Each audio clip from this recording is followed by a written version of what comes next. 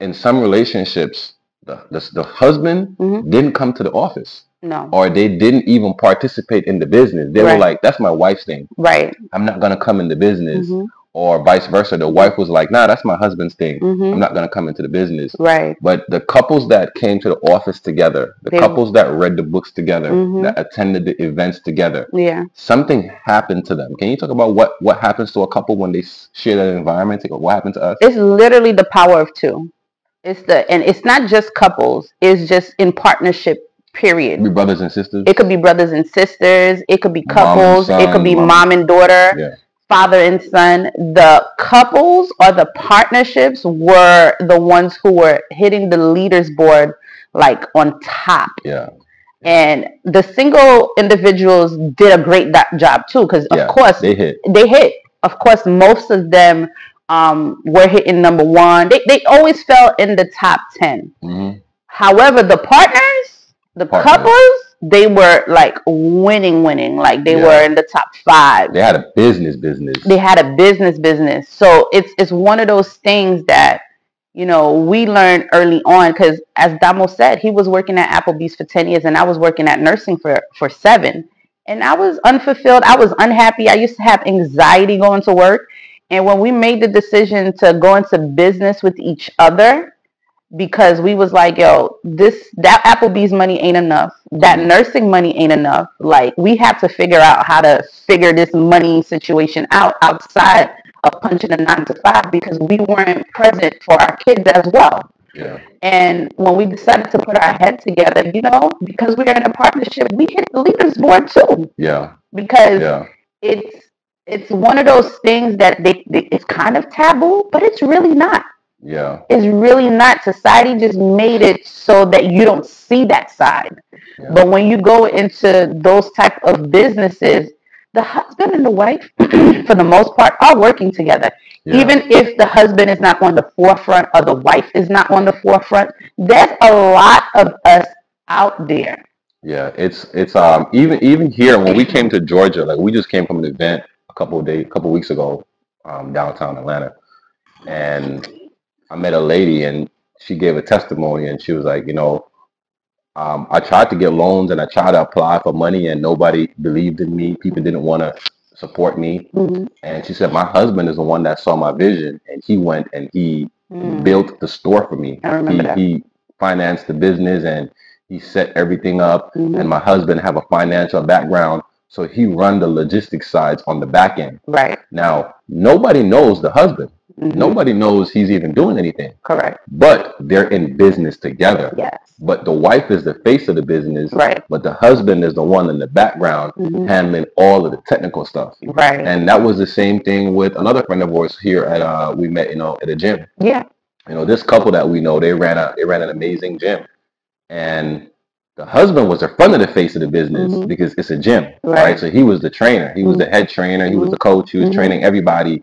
But we found out that his wife was the one who was running the business. She was the analytical person. Right, she was the math genius. She was the money counter. She was the bill payer. Right. She was the, hey, we need to get wipes. We need to get sanitizers. Right. So there's always whoever's in the forefront. If you're in partnership, there's always the backbone of the business. The person who's working who's not seen. Not everybody's seen. Not everybody is seen, but it's because of them that the business is running. Yeah. Yeah. I want you to touch on really, you know, I know one of the struggles making money together as a couple is how do you both be authentic, right? How do you both be authentic and show up as your true selves when it's two of y'all? Because now really when it's two of y'all, it's really one of y'all. Because people see y'all as two now. People see y'all as one. Right. So how does somebody now show up and be themselves even in that double header? I'm gonna be honest, you know, it was one of those things that I personally had to work on myself. And it just took a lot of me communicating with you about aside from the fact that we're in business together, I still have my visions. I still have my dreams.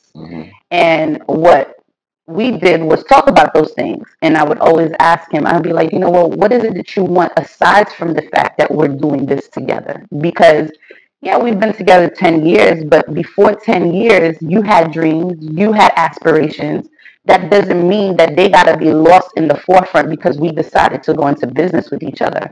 And I think I heard this saying from Greg Cardone's wife. I forgot what her name was, but she was just saying the best feeling is being able to be in business with your spouse or your partner, and they're pushing your vision forward and you're pushing their vision forward while you're building something.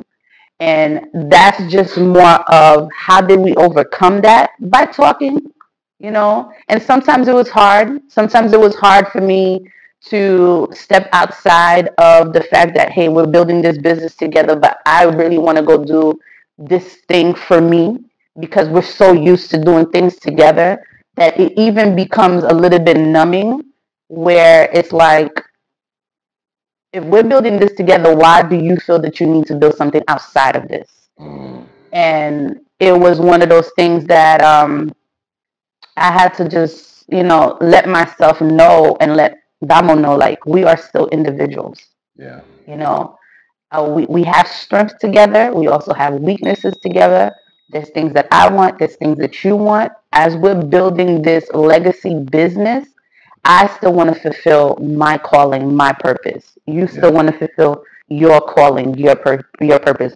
What God has for you, can't nobody take from you. And if you're not in um, position to at least go after the vision that He gave you, then you're not really operating at your highest level. And so it's communication. It was just sharing That is that so good. That is so good.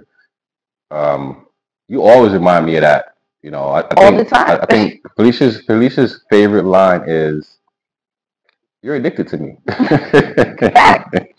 But even in this addiction, Hmm. what do you want to do? And Hmm. she's constantly asking me, what do I want to do? Hmm. And sometimes I look back at it and I'll get so consumed at, when two heads are on it, we Hmm. can accomplish a lot much more faster. Right.